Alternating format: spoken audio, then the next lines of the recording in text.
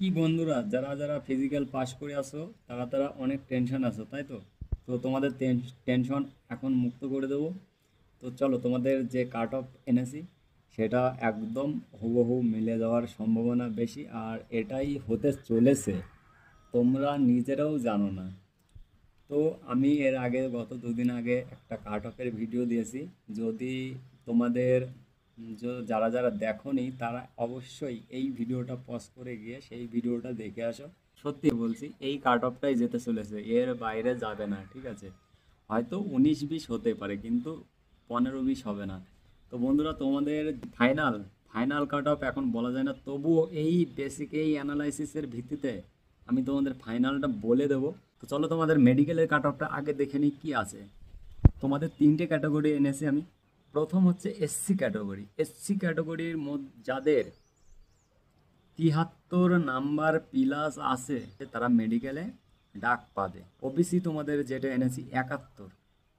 OBC border district যাদের 71 number আছে বা 71-এর বেশি আছে, তারা এবার মেডিকেলে ডাক পাচ্ছে ভাই।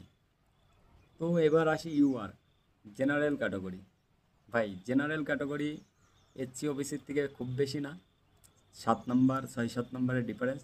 তো যাদের 78 নাম্বার প্লাস আছে ভাই, তারা সবাই মেডিকেলে ডাক পাচ্ছে। তো এটাই ফাইনাল কাট অফ নাই?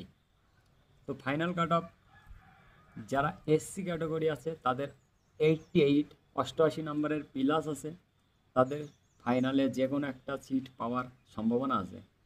ওবিসি ক্যাটাগরি যাদের 86 প্লাস নাম্বার আছে, তাদের একটা সিট পাওয়ার আশা আছে।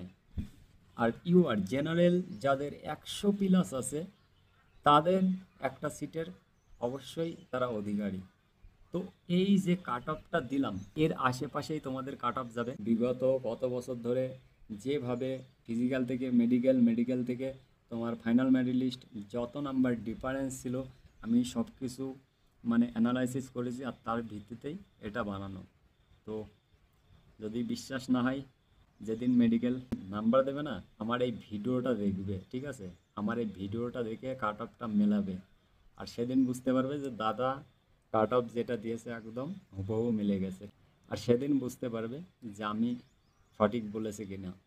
তো যাই হোক, সবাই ভালো থেকো, সুস্থ থেকো। জয় হিন্দ, ভারত মাতা কি জয়।